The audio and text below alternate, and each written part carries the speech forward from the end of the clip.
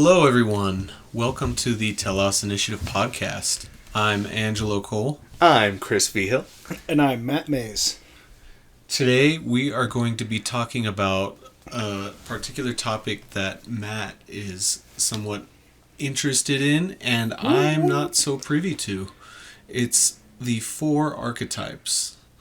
Matt, do you mind giving a little bit of maybe an introduction to what makes these 4 archetypes so special?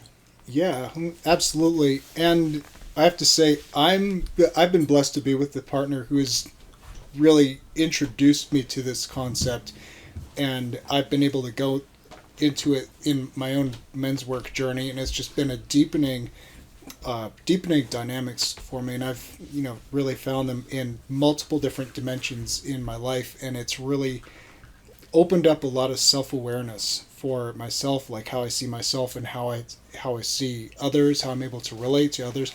But in a nutshell, the term archetypes really comes from Carl Jung's work originally, and then specifically the 4 archetypes were really fleshed out by Moore and Gillette's book. I was forgetting the order of the archetypes in the book, like lover, magician, sovereign, warrior, something like that. Okay. Right. And you said that's Moore and Gillette? Moore and Gillette. Yeah. Oh, Moore and Gillette. So Yeah. Robert Moore, Moore, Yes. and Douglas Gillette. Yes. Thank you. And the book is King, Warrior, Magician, Lover. King, warrior, magician, lover.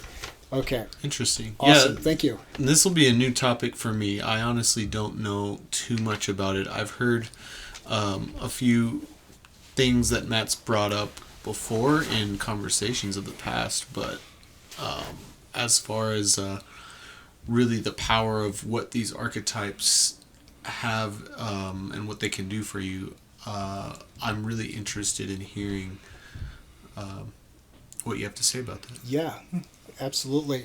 And so to give an overview, a really like simplistic way, primer of how to think about the archetypes. So there are 4, and so the reason why I can't remember the order of them in the titles of the books is because we can think of them in terms of the directions, right? So that's how, literally in my mind, I think of them that way, right? So the warrior is the south, and represents it's the go-getter energy, and it's also boundaries. It's also like when someone crosses a boundary that you have, then the tendency for someone would be to get defensive or to be, anger is an indicator that something important to you has been overstepped, right? So typically when someone is defensive or feeling like, in that fight or flight thing, or 2 people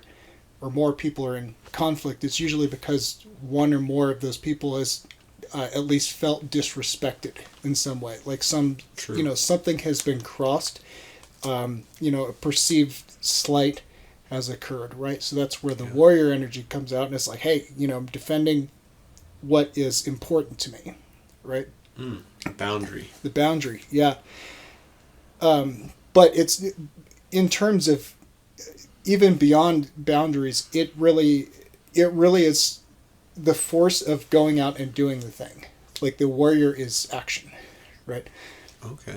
Okay, so then we have to the east is the lover. Now, the lover is concerned with, in terms of self-love and love for others, and also the aesthetic connection with things, right? So it's the part of you that is rejuvenating, the part that appreciates beauty, the part that lights things up for you. It gives that sense of vibrance in the world, right? And to the west, you have the magician. Now, the magician represents the mind. It represents our ability to analyze things, to conceive things, really to imagine. And it is also the seat of wisdom. When centered, the magician represents wisdom, or being able to be in touch with wisdom, right? And the sovereign, which is another name for the king or queen, is the part that is, well, it represents order. It represents bringing. Yeah, I love this. My first men's work teacher shared this with me. It invites all parts to the table.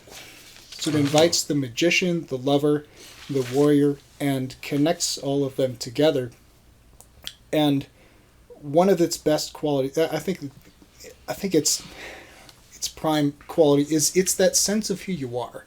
It's that sense of identity. It's like your uniqueness, your unique brilliance. Like what's special about you, and the impact that you put into the world, the influence that you have in the world, right? Okay. And much like each one of them are individual, but by themselves they can get lost, right? So the magician, without and we'll go more into this, I'm sure, in our talk, but the magician, without the softness of the lover, can become callous and intense and very cynical and analytical, maybe dry and bitter. And by the opposite token, it can get its head stuck in the sand and in denial and not properly regarding things that it needs to pay attention to, and could use that warrior energy to activate it and to kind of kick its butt a little bit, frankly, and bring it back to center, right? So if you ever experience that, and it seems like you're dealing with an intense person who this person's mean or strict or whatever, they're my guess is they're probably just trying to make you aware, Okay. trying to make you aware, and it's like that's the way to kind of break through is that intent, somewhat intense energy of the warrior.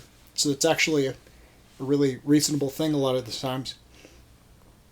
So yeah, at an overview, that's how to think about the archetypes, and they each have different poles too. So I'll share more of this as we go in, but they have the inflated and the deflated sides to each of them, which manifest in different ways. And typically,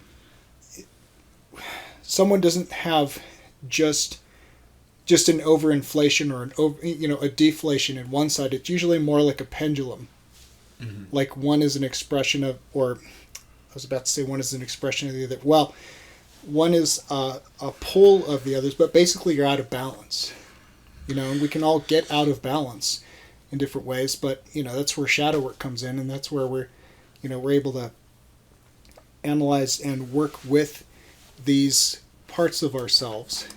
Okay, that makes me wonder.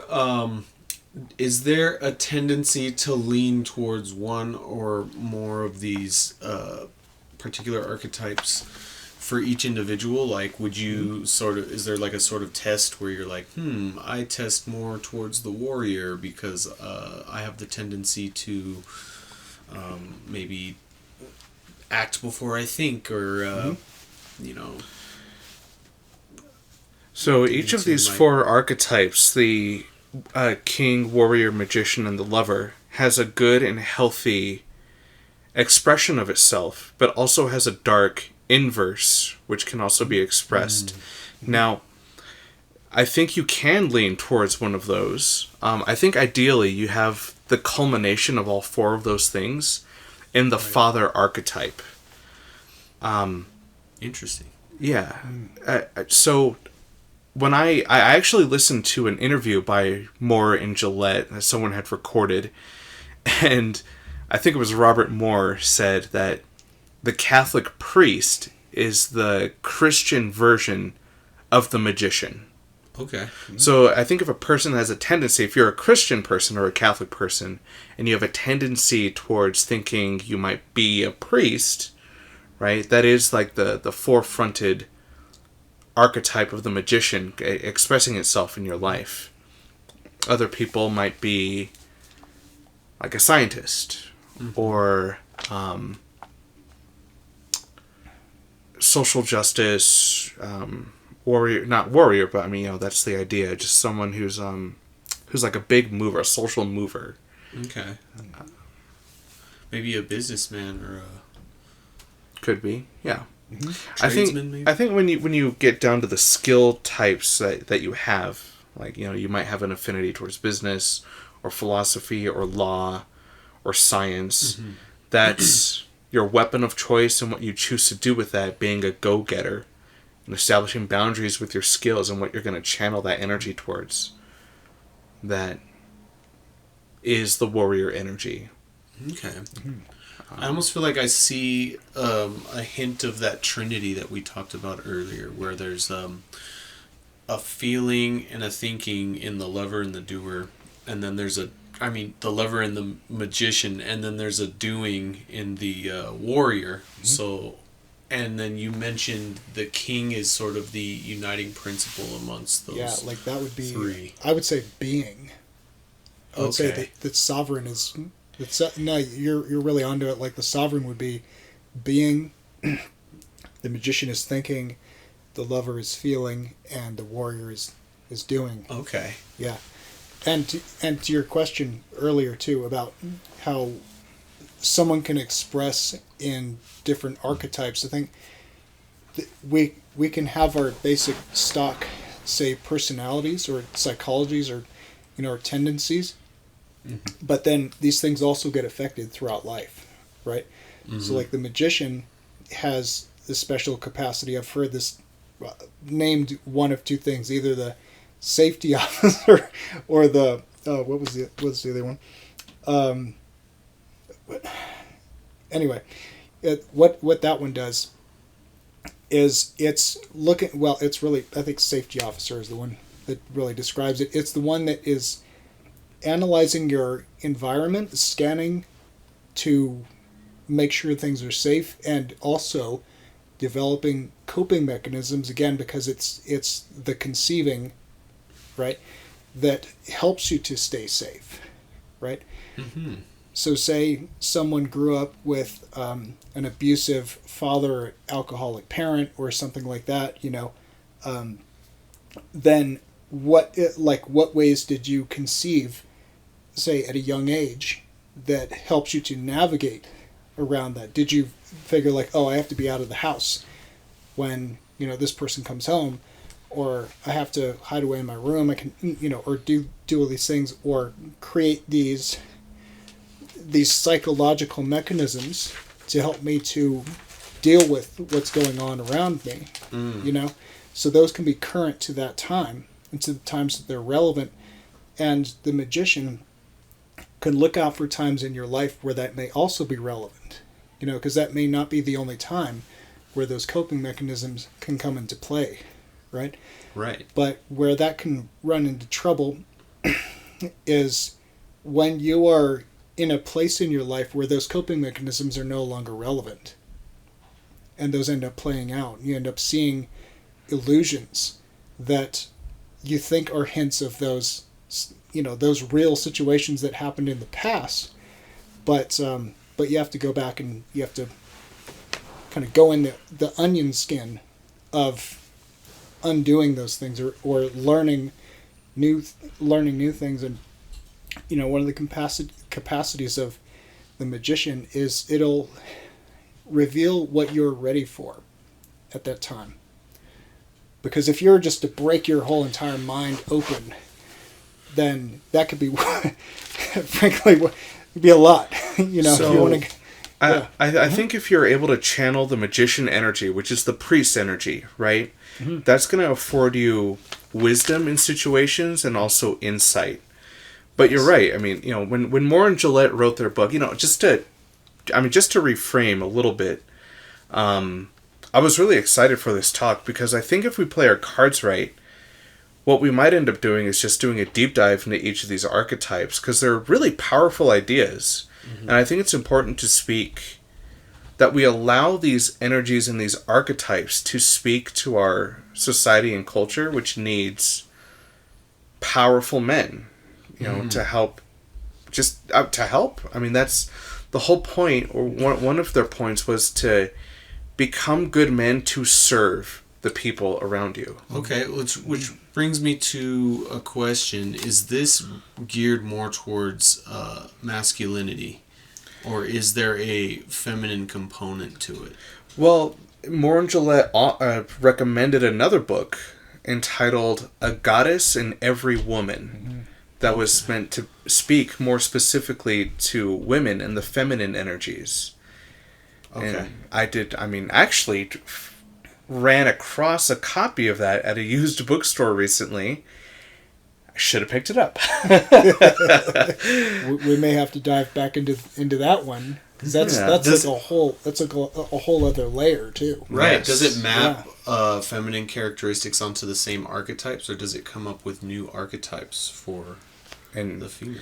I think they come up with different archetypes with different characteristics. But okay.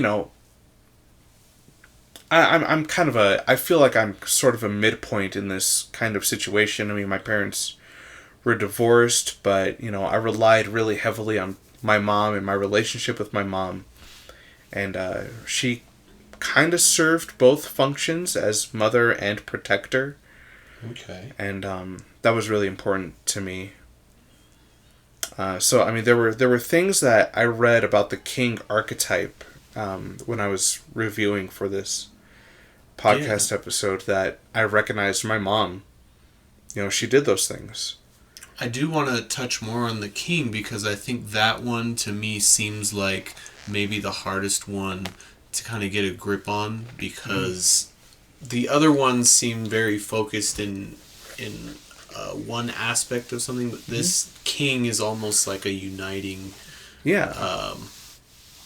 amongst all three. Well, the king underlies all of the other archetypes.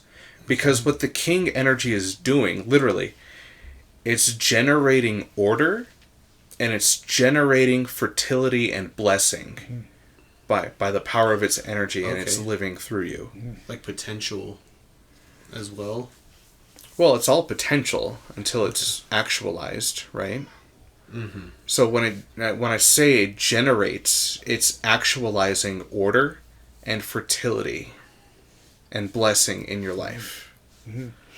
And say we can then go into the different roles that might serve. Like let's take the archetypal system and say you have, the king and queen of a house, right? So say one is, very focused on nurturing, very focused on, maintaining the house and the flourish and all those. And then you have the generating principle, which allow, and I love. I'm gonna dip into a rune reference here, which don't even get me friggin' started on runes, but I'll go into this real quick.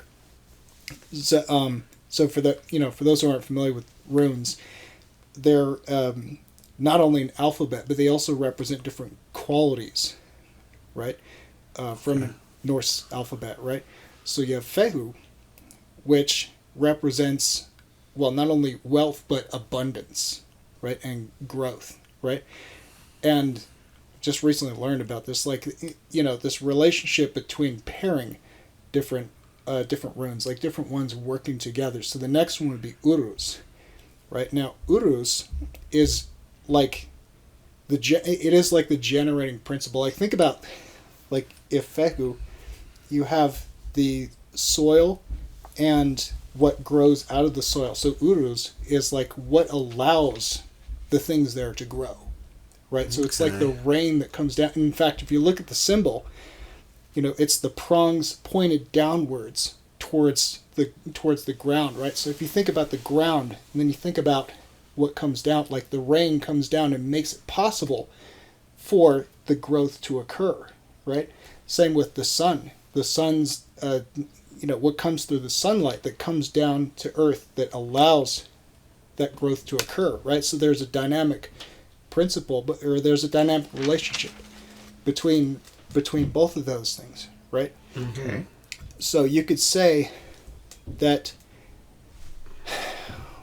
that our being in our capacity and feeling worthy in our capacity to perform these different functions, which one may be right for you, and may work in those dynamics, say within a household, then that is really tied to your sense of impact and influence and importance. And when I use that word worthiness, that's so each one of these archetypes can have a core wound as well, that when it's damaged, then that's where again the shadow work comes in, going in and dealing with whatever that is. And so for the sovereign, it would be worthiness. Okay. So you would treat these similarly to like maybe something like the chakras, where you have one that can be wounded. You have like all of these in you, and you can focus on one aspect that's maybe weak or not getting enough attention. Definitely. And channel energy into that, and right. They are all meant to work together.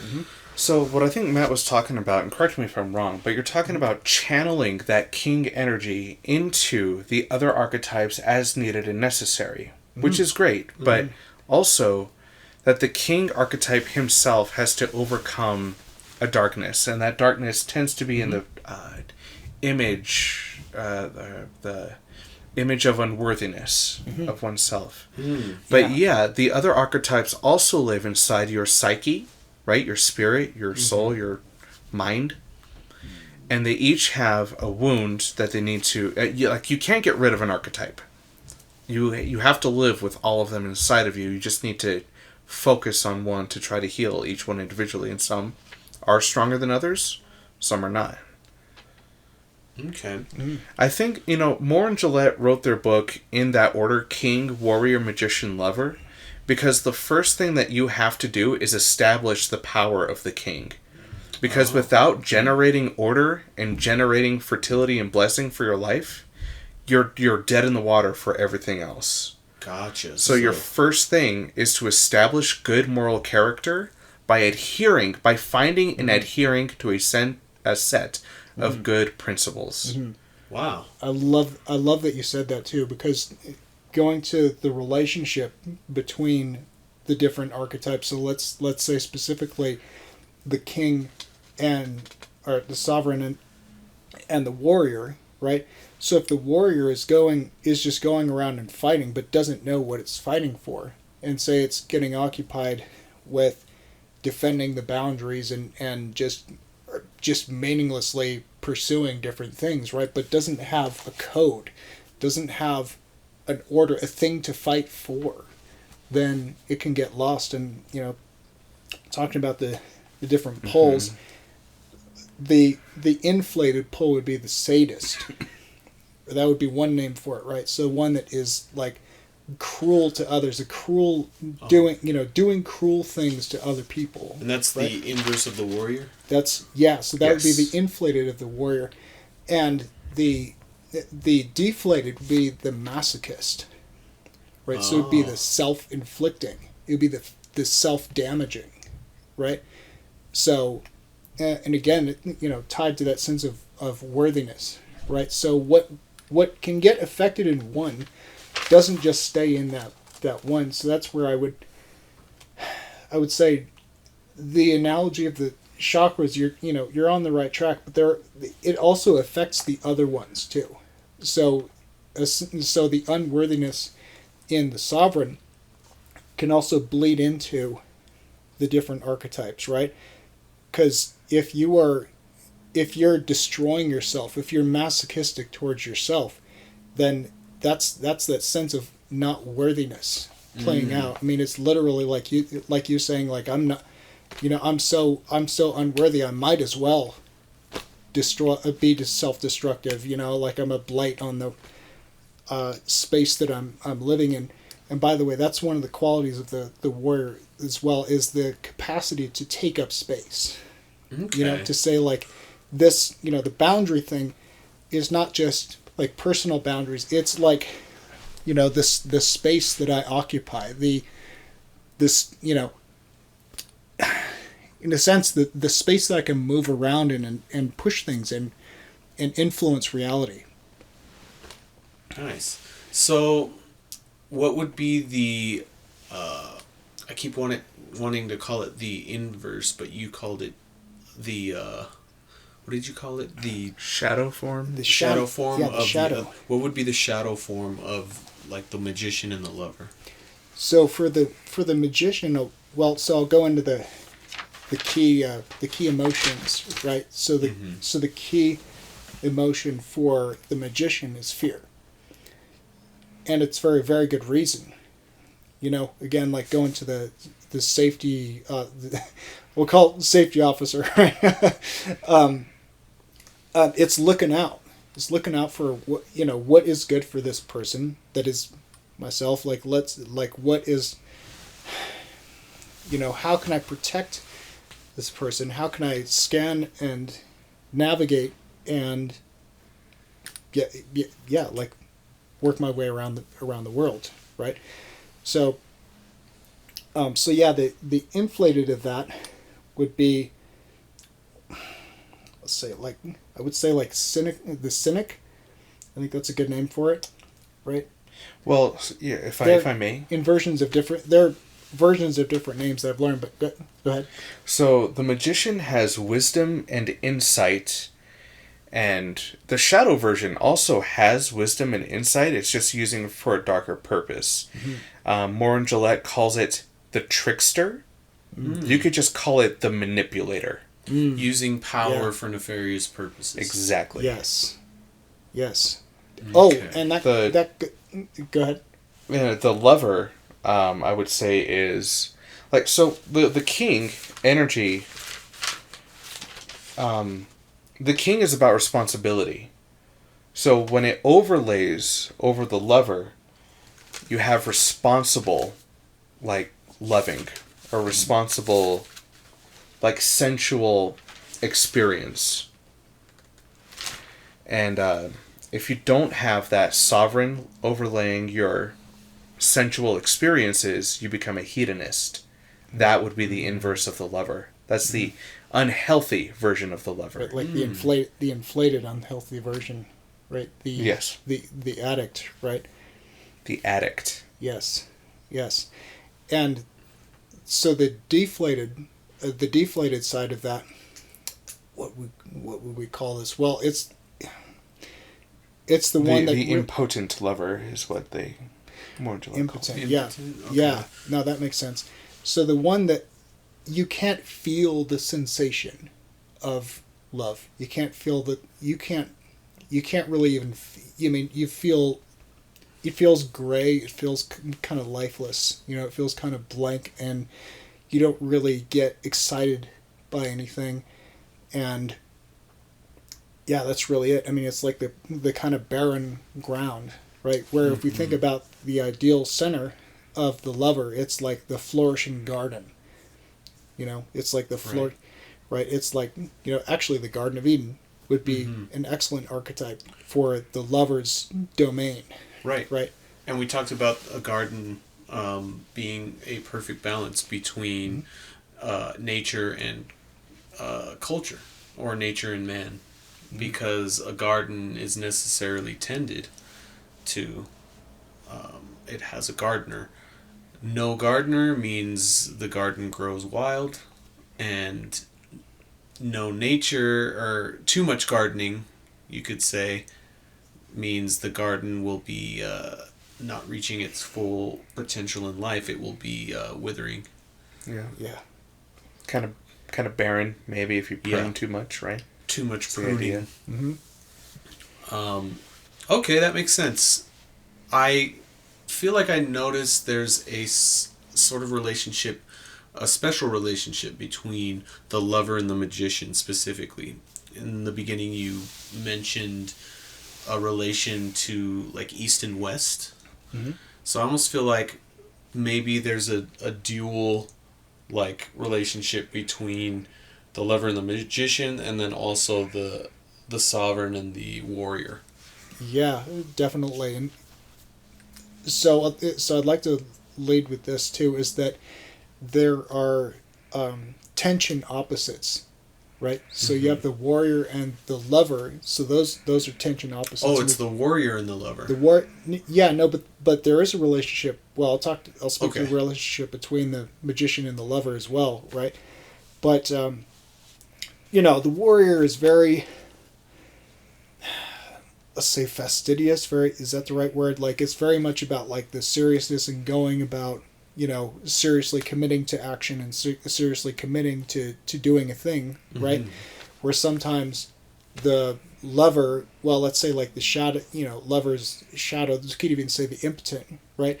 Be like, but I don't wanna, it's cozy, I want to enjoy. Smell the roses. Yeah, which is great, but a little, too much of that. It's like you gotta get going with it, But when those two can work together too, when you can do your work joyfully, like, here's an excellent example. If you're doing, say, household things that normally you're like, I don't want to do the dishes or whatever, I don't want to. But you're like whistling and you're singing while you're working. That makes it joyful. That brings a levity to what you're doing, right? But you had to synthesize that relationship between those two in order to realize that, right?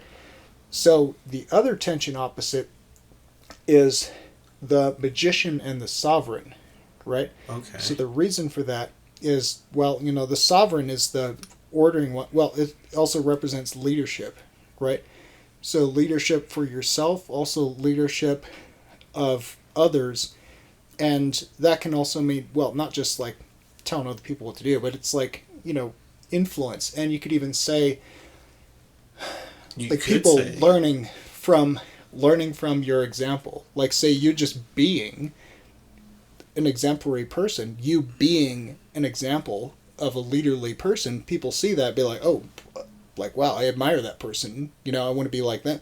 So this can happen automatically for you as you are that person, as you move through the world, and people just, people seem to gravitate towards you. People seem to ask for your advice. People seem to, want, you have a great connection between, say, your kingdom and other people's kingdoms, right? Okay. So the magician, prides itself on being able to think of things, to conceive of things, to organize, and figure things out. Honestly, without the magician, that's, it's indispensable. I mean, it's really in it's really in a position where you can't really work without it. I mean, you can't really work without any of them, but it's like you'd be totally blind. Would it be fair to say the magician makes the map? Maybe. Yeah. Yes. I think I would go so far as to say it is. Yeah, maps things out. Well, okay. Let's put it this way.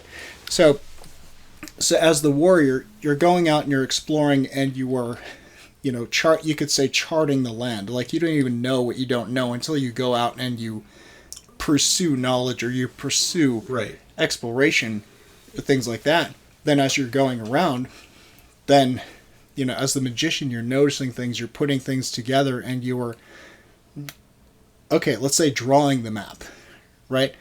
So, like, let's say putting the map together as you discover things, right? So where the magician and the sovereign can get into trouble, right, is because the magician can think, well, I'm so smart, why aren't I in charge?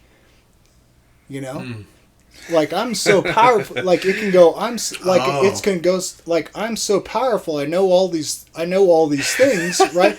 I'm indispensable. Why am I not the one sitting on the seat? Dang it! That's exactly what happened to me, actually. Right? There you go. And it's, honestly, it's a very good question to ask, right? Yeah. Right? But it in itself is not, the magician does not represent morality. It does not in itself represent order. And hold on, let me finish. So you can be you can be a super. I promise, I'll get you a second. But you can be an incredibly smart person, right? You can be an incredibly intelligent person, right? But not have a code, or not have an order or a vision, or a Telos, right? Telos. You could even say that the sovereign represents that purpose and that vision. That's like the direction that's what it's all about. Okay. You know, so the magician, it helps helps the sovereign to realize that, helps the sovereign to ideally to paint that mental picture and to be able to put it together and articulate it. But it in itself is not the one that's bestowed with the purpose. So that's for the sovereign to hold, and for the you really put it beautifully, for the the magician to draw the map, right? And the lover sees that vision and goes like, oh my God, lights up, feels the beauty of that vision. And then of course the warrior is the one that goes out and executes the action to make it happen. Gotcha. Okay. No, that's great. No, it's fantastic. Okay. All right. So, So do you still hold to the idea that the warrior is representative of the South? Because I almost feel like the magician would be at the South then, because that puts him kind of opposed to the North pointing sovereign, right? Oh, I see what you're doing with the tension opposites there. Yeah, the tension opposite sort of thing. But I mean, I'm new to this. Well, here's another one too. Is they can also represent different elements, right? Oh, there you go. Okay, so the warrior. Let me guess. So, lover has got to be fire, right? Maybe passion. Okay, wait. Warrior's got to be fire. There you go. Warrior's got to be fire. Mm-hmm. Magician's probably water. See? It's tricky. Okay, fine. The sovereign is gotta be... that's tricky too. Because he could be... I think I got it. Air.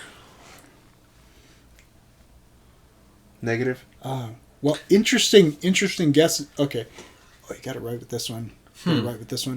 Okay.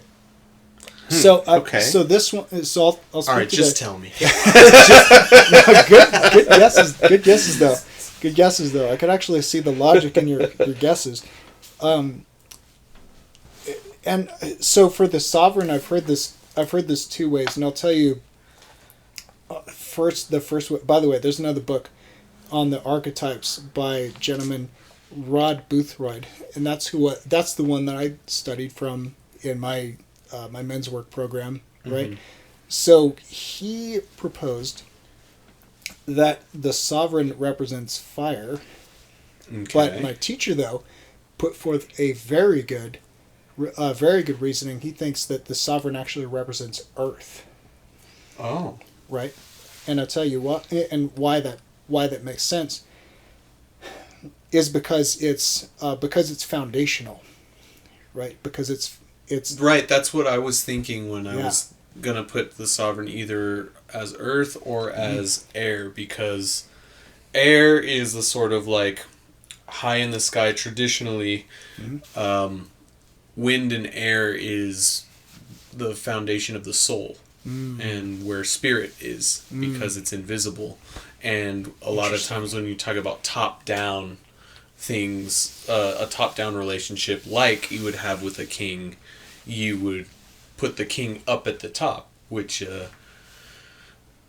was my thinking there. But I can definitely see how earth being foundational and being the source of potential where things come out of and where things grow. Yes. That has to be the sovereign. Yes. I'm still like, fire is passionate love, man. That's I get it, but that connects. You're right. It could also be the warrior, because the warrior's. What you're making me think of is that that statement, which is it's kind of a dichotomy. Like, I'm a lover, I'm not a fighter. But how about this? About fighting, and I think no, Keanu Reeves actually said this too. Like, if you're not fighting for your love, what kind of love do you have? I heard that. I'm like, ooh, Keanu. Ooh. Damn, you even said it like Keanu. Ooh.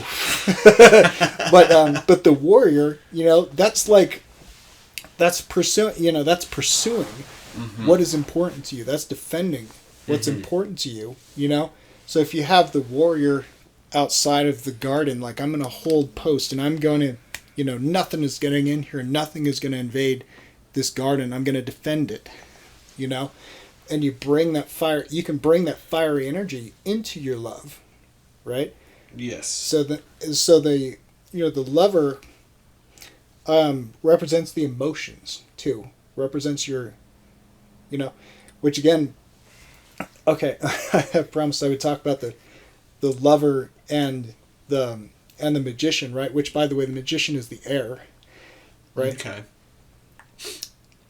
So our emotions are very good indicators of our reality, how we feel about things, how we feel about situations, how we feel about people, and it's the dissolution of boundaries between people. It's the connection between people, right? Which is where, again, people can often cross boundaries and not even notice that they cross boundaries because they're just like, oh, this is just like where I'm from. This is not even a thing, It's like that sort of thing. But it in itself is not the one that provides the answers or the analysis to those situations that happen. Mm-hmm. Like, you can have your emotions affected by different things, but your emotions are not necessarily what is telling you the full... it doesn't have the full map of what's happening in that situation, right? It's not to say that you shouldn't listen to your emotions, because you definitely should, and they have their place, and you should not just suppress them or sweep them to the side. Like, they're definitely telling you an important part of the story, right?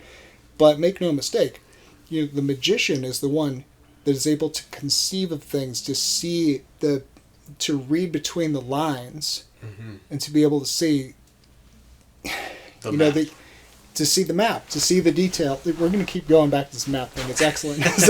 So to help you to see clearly in that situation. But even then, the magician in and of itself is not the one that can come up with the best orderly solutions to things. And that might sound really, really confusing to, if you're like, oh, I'm so smart, I should be able to come up with solutions. Well, it could be so smart to analyze and to understand it. But it's like the labyrinth, right? Really the one that you should be listening to for solutions is the sovereign. Right? The sovereign is checking in with all these different parts of yourself. I feel like there's a simplicity with the sovereign, right? He gets straight to the point and the purpose. And the magician sort of elaborates on it, but without the sovereign, he's... I wonder if there's a relationship between the word elaborate and labyrinth, now that I said it. Ooh. Interesting. Well, we'll have to look at the etymology of that sometime. But that's what I was kind of thinking, is with the sovereign he elaborates, and without the sovereign so I think I have a fun way that we can kind of play with this idea of the idea of the metaphor of the elements and the metaphor of the map. All right?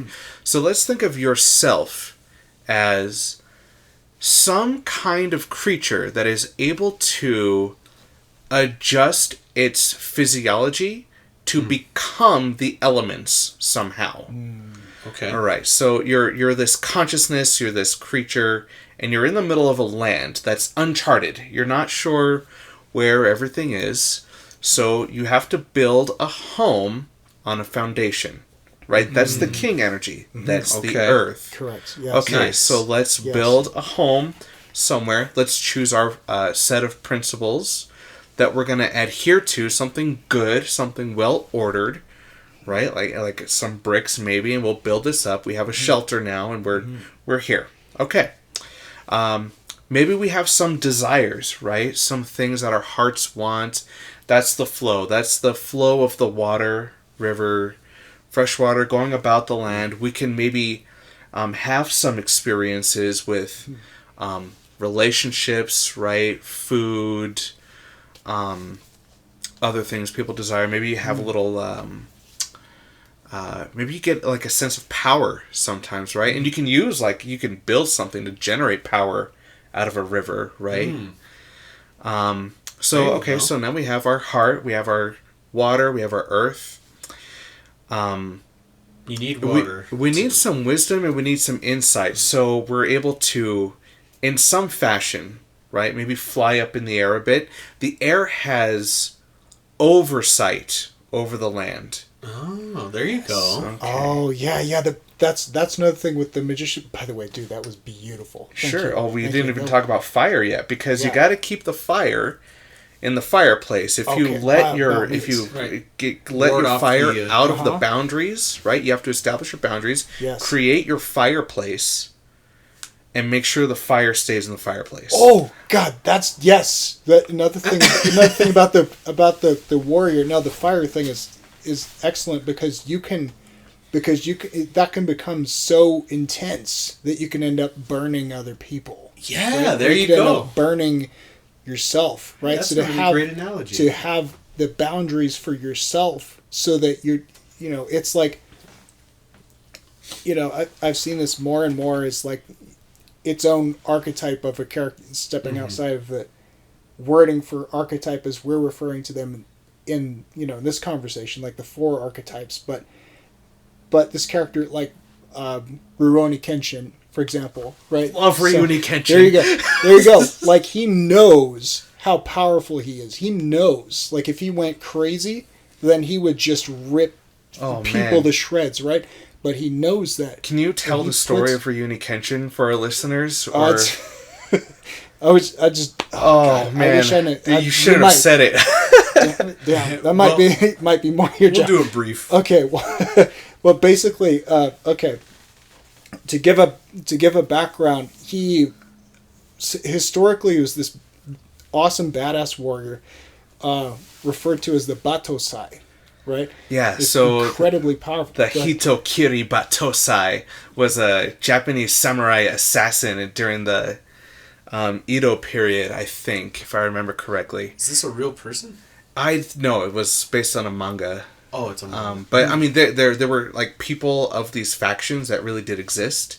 But this character, Rurouni Kenshin, he gives up he decides, like, once and for all, after the war is over, never to kill or assassinate ever again. Mm-hmm. So he holds his power inside of himself, and he has in his sheath the Sakabado, which is a reversed blade sword, so that when he goes to strike, he never kills anybody, if he ever has to. And of course, people all over Japan try to find him, hunt him down, kill him. And he faces all kinds of challenges, kind of establishes a little like family in a dojo, takes on a student, and they kind of are like freedom fighters in Japan, but he never kills. Interesting. And he never breaks his... Like Batman, he never breaks his one rule. Mm-hmm. But yeah, so he has that warrior energy. He has the ultimate fire going around Japan, and he never unleashes it. Right. He's got a code, and he's just like, I just want to live this peaceful life. And he has limit. He has self-imposed limits on himself. So because if he knows, like, if he gets to that point, like, he's like, I've got a long ass fuse, but if it gets to the end of that fuse, then watch out, Kind of reminds me of Dexter Morgan.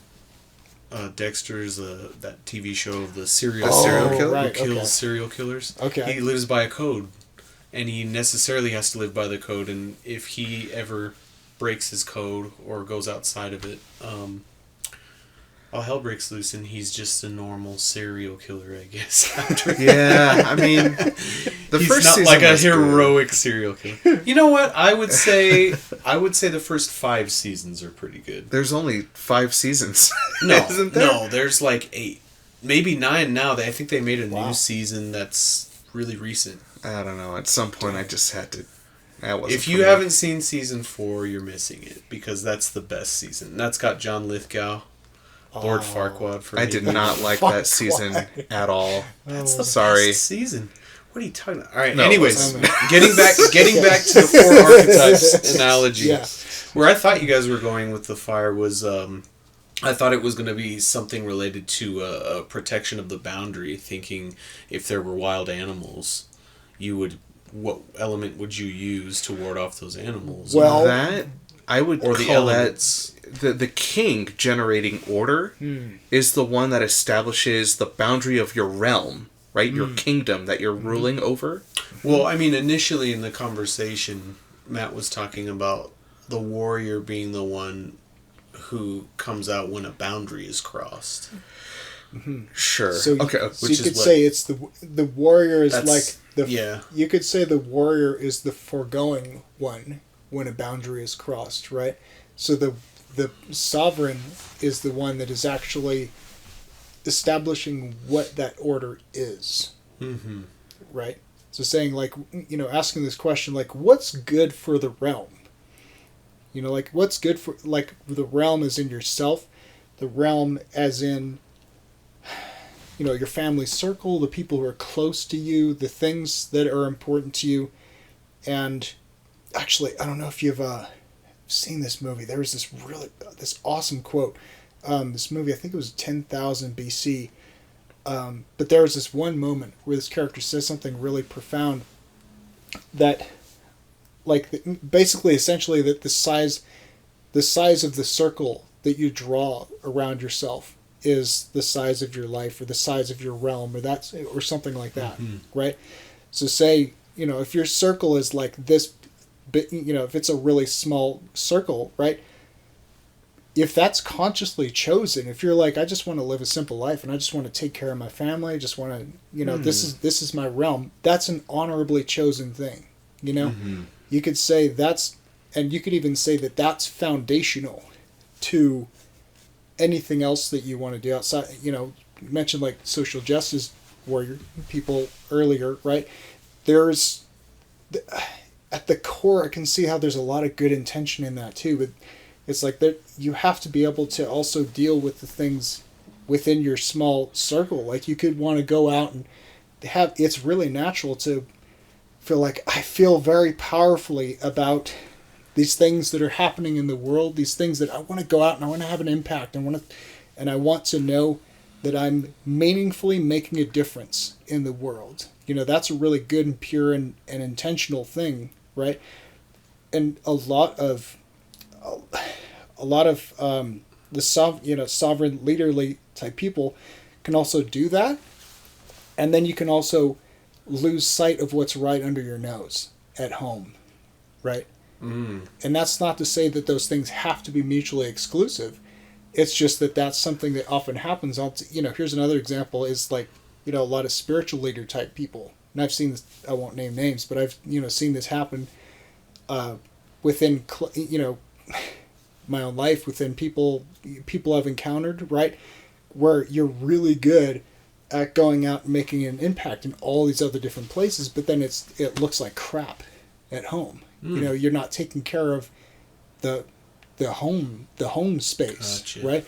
You got to do both. And you could even say that Perhaps that's why the Catholic Church doesn't allow priests to get married and start a home life, because they want them focused on the communal. Yeah, right? But if you do that though, like if you marry the right person, like if you have that partner who supports you in all these different things, and say you've got your interpersonal stuff figured out, like you have really good dynamics and you're able to work well together, you get along, you've got your home base stuff covered, right? Then it's like, okay, well, we came together because we want to do something. We came together say for a really powerful visionary purpose, then let's work together on what does that look like. And then that person could end up helping you individually with your vision. Say they have their own vision, you can support them in different ways, or it's like it can end up being like a 60-40 type situation. Or if you're completely aligned in one direction, then that makes it really simple because you're literally going the same way. You could also have a partner who is deeply inspired by whatever it is that you're doing, and say supports you by giving you space, giving you resources, introducing you to people who can push you, who can be a buoy for you in that direction, right? Mm-hmm. So then this person ends up so again, this is really important to it's a really important point too, because with the sovereign, there's so much this tendency to think that that's, you mentioned hierarchy, like that's the person at the top, like literally like the leader is the sovereign of that's just, it's not a right way to think. I mean, you get it, but you can be a supportive sovereign towards somebody. And when we think of the base, when we think of the foundation, like the platform that you can stand on, so that you can then do your own thing. Like say that person doesn't really care as much about being the center of the face of the face of the business, right? They're like, I just love what you're doing. I just really want to help you in any way that I can within reason, right? So then that person is then helping to generate, helping to provide flourish to what you're doing. Say you could be the one going out and doing these different events for yourself, and this person is helping you to plan them out. This person is helping you to refine what it is that you're doing. This is something that is a really common dynamic between like creative businesses, right? Is you can have the person who is like really full of ideas and full of imagination and full of all these concepts, and oh my god, I'm like, I got to make all these things happen, right? You speaking of potential, right? You got all these potential things that you're just like, I just have to give life to these concepts, right? But you can go so far and so distracted with speaking personally, right? I'm being blessed and cursed with not curse. I say that jokingly with so many different ideas, right? I think any creative probably relates to that. Oh yeah, where you come up with a million things and then you get sidetracked. Oh god, and you have 100 unfinished projects. Seriously, no, seriously, and then it can be super. It can be super helpful, and there's, challenging also. When you have the person who is the one who's able to look at that from outside and go, like, which ones of these are taking priority? Which ones of these are, helping you to organize your thinking, helping you to able to see from outside and helping you to refine what it is that you're doing, right? And so you have to have some humility there, and you could see things that person doesn't see, but that person can also come in and see things that you don't see, right? So that's your sovereign and magicians working together, Be funny if they made, like, you ever seen that movie Inside Out, where you have all the little emotions, the Pixar movie? Yep. It'd be funny if they made like a 4 Archetypes version of it. Oh my god. I would watch that movie. I would watch the hell out of that movie. So, heck yeah. I didn't watch Inside Out, but now I'm interested because I'm like, maybe it's something kind of like that. It's quite profound. Somewhat. Actually. They go based off of I think it's 5 core emotions, and then they just made a sequel, which they throw in some anxiety and embarrassment in there, and I forget what the other one's called ennui, which is like boredom or something. I really love the concept though, but like the 4 archetypes that live within you.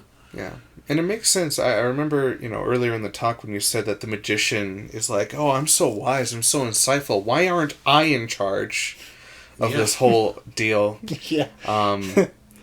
And well, I mean, referring back to that map environment metaphor, I mean, you can't live in the air.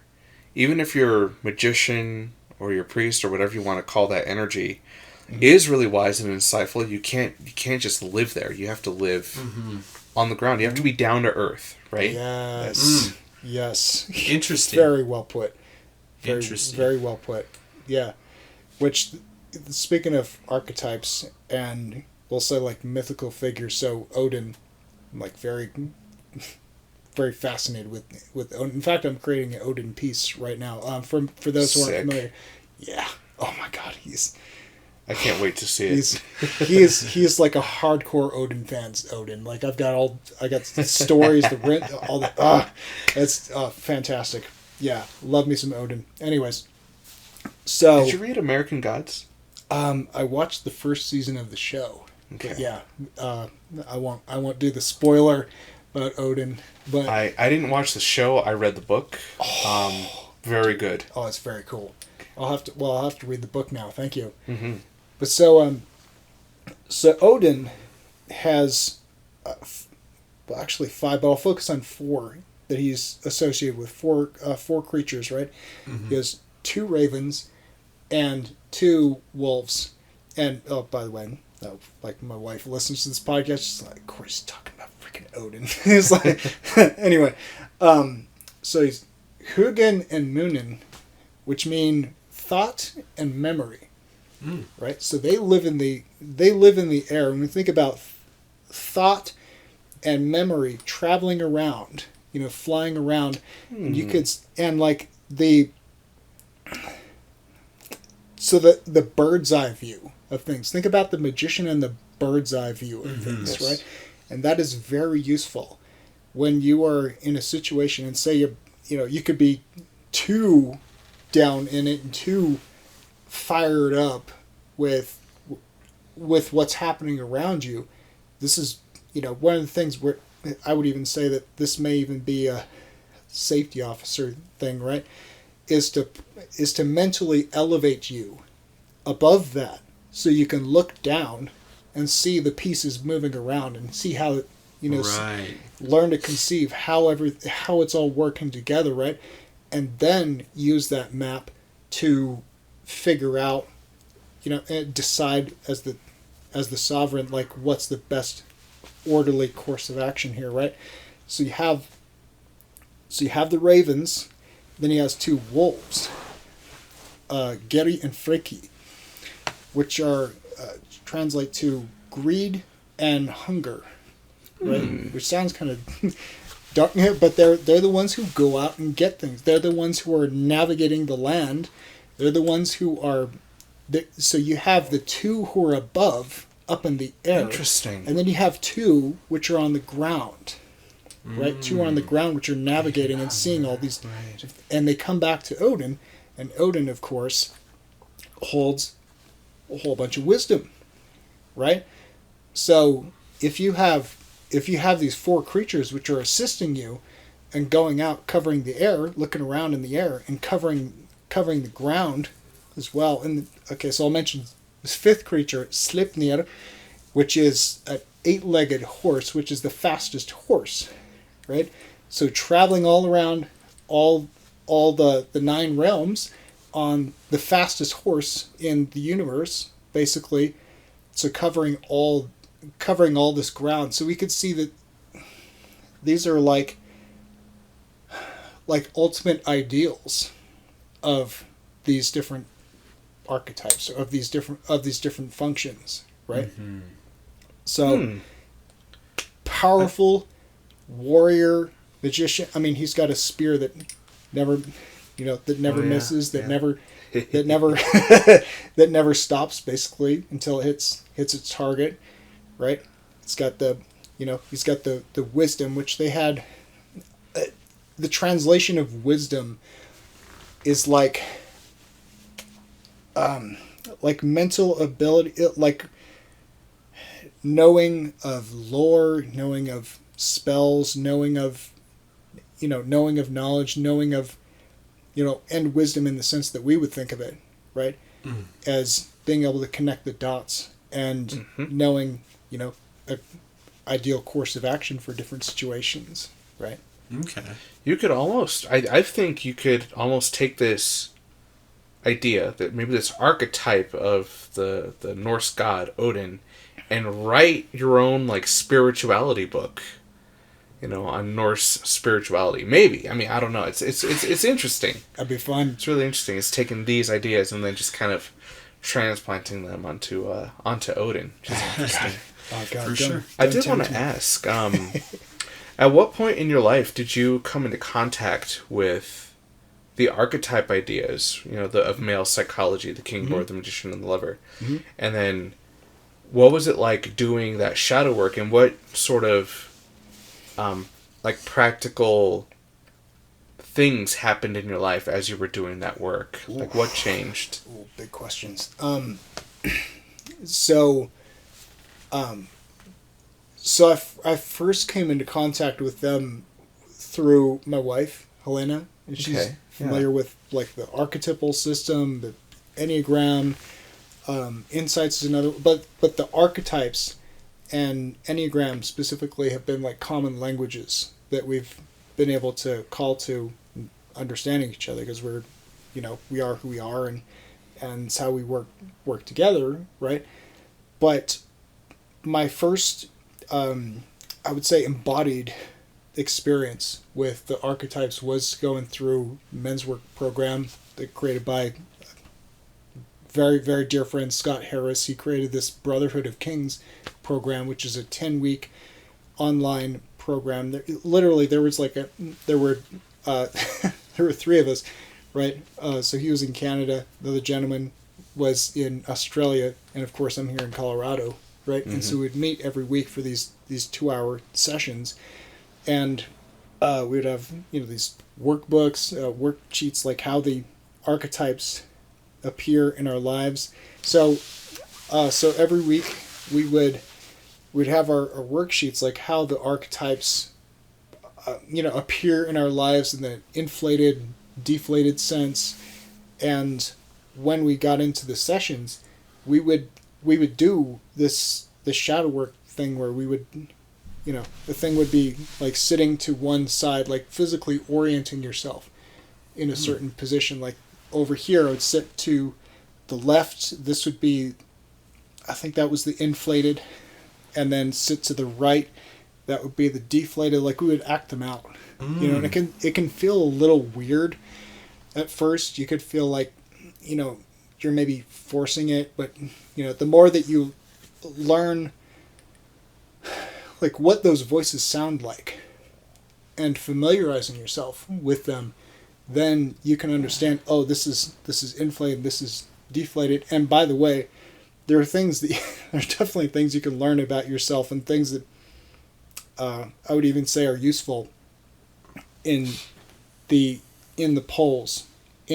Like there are actually reasons why you have them. They're not just like bad. Definitely you want to be centered, but like Chris, like you said earlier, there is a wisdom. There can be wisdom in the inflated magician. Like you can definitely see things, right? It's not talking just nonsense, right?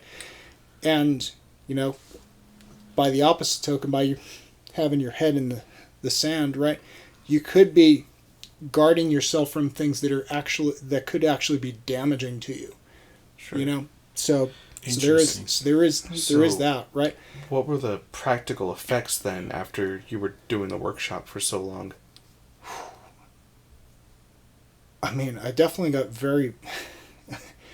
I remember getting very, very fascinated and in tune with the sovereign and what that means. Like the sovereign is just so interesting. It's so fascinating, and seeing how how I align with the different archetypes in different ways. Like in what way am I going and, committing action? Like what does that capacity look like for me? How do I see that showing up in my real life? The lever, I picked up guitar again. Oh, there you started go. yeah, I started playing. I started really loving guitar. So you became more in tune with yourself. Yeah. Oh yes, yes. In a nutshell, that's absolutely what happened. Okay. Absolutely, and yeah, really exploring again, like what the relationship of the sovereign is like for me, like.